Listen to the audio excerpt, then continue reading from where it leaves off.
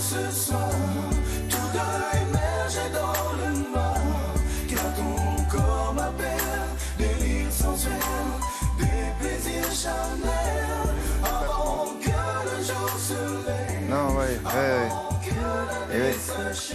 Ah, vous chantez? Oui, bah, Poetic Lovers. Est-ce que vous chantez aussi bien que Sophie Le Saint? Peut-être pas. Non, peut-être pas, Non. parce qu'elle chante parfaitement Très bien. bien. Bon, alors parlons de football. Qu'est-ce qui s'est passé hier? C'était une équipe de Monaco, mais laquelle équipe de Monaco? Un peu modifié. Alors, c'est pour la Coupe de France. C'était une demi-finale de Coupe de France. Le PSG qualifié pour sa 15e finale de Coupe de France. Ils sont dans le titre. Un Monaco modifié parce qu'en fait, ils jouent quasiment tous les 3 jours. Donc, l'entraîneur a décidé de faire des petits changements pour en mettre certains au repos. Et il y a donc des petits jeunes. Et, Donc, ils considèrent que la Coupe de France, c'est pas leur priorité, bah là, et ils que ont la d'autres priorité priorités. du club de Monaco, c'est quoi? C'est la Coupe d'Europe? Il y a déjà le championnat de France et la Coupe d'Europe. En tout cas, voilà, c'est la Ligue des Champions. Ils sont en demi-finale. Donc, il faut emménager certains. Non, il faut que tout le monde comprenne, parce que tout le monde n'est pas Exactement. spécialiste de football. Donc, c'était une équipe, on va dire quoi? Une équipe Rajeuni Non, une équipe réserve? Non, parce qu'il n'y avait pas de réserve. C'est pas réserve. Non, il y avait quelques-uns. Justement, je vous explique. Il y avait, regardez William, il y avait dans cette équipe de Monaco, actuel leader de Ligue 1 et demi-finaliste de Ligue des Champions, qui est arrivé à Paris avec 4 bisous, 4 jeunes, on va dire, dans le 11 de départ et 2 sur le banc. Et Paris ouvre le score avant la demi-heure de jeu par Draxler. Cavani va doubler la mise quelques minutes plus tard. C'est son 126e but avec Paris. Alors Monaco qui mène 2-1 dans ses confrontations avec le PSG, il l'a fait très facilement. Non, mais vous avez vu qu'il l'a fait par derrière. Par derrière. C'est Monégasque qui vont inscrire un but contre leur camp en début de deuxième période en voulant intervenir. Mbappé propulse le ballon dans ses propres buts. 3-0 pour le PSG, puis 4-0 avec Matuidi, plutôt facile. Et enfin 5-0, c'est le score final grâce à Marquinhos en fin de rencontre. Et le 27 mai prochain, Paris affrontera Angers en finale de cette Coupe de France. Ça se passera au Stade de France. Voilà pour le football. Bon.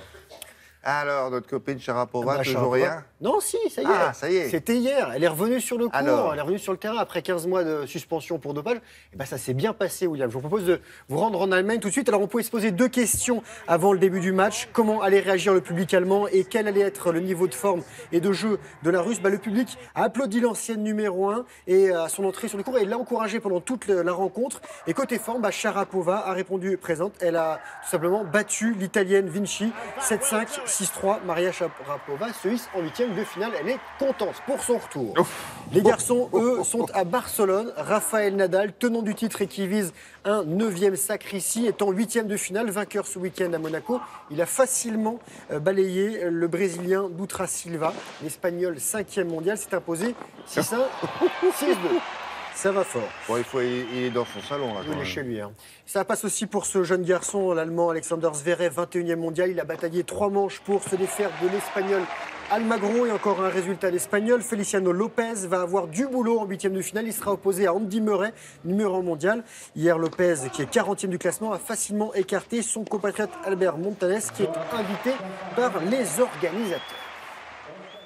Bien. Bon, voilà pour le tennis. Qu'est-ce qu'il nous reste? On a du sport féminin pour terminer, avec plusieurs quand même. résultats. On va commencer par nos amies volleyeuses canoises. Ah, nos copines. Voilà, regardez, alors, elles sont comment ça à va? droite de votre écran en bleu, ça va plutôt bien. Elles comptent 20 titres nationaux à leur actif. Et elles ont battu hier Mulhouse, qui s'était imposé à l'aller, victoire 3-7-2 pour les canoises. Et il y aura un match d'appui pour savoir qui se hissera en finale de championnat de France.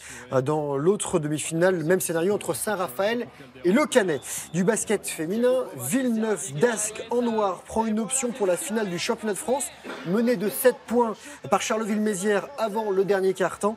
Et les nordistes s'imposent finalement 63-61. Et pour valider le ticket pour la finale, ce sera le match retour samedi. Du handball féminin, les handballeuses de Metz en jaune qualifiées pour la finale de Coupe de France après avoir battu Toulon 34-16. Et en finale, les Messines affronteront les filles d'ici Paris en noir qui ont maîtrisé Brest. Tenant du titre, c'est brestoises 26-19. Et la finale entre les Lorraines et les Franciliennes se déroulera le 27 mai prochain à Paris. Et on termine par qui? Par ça. Par ça. Donc c'est fini. Merci beaucoup. Ouais, ça va. Ça va très bien.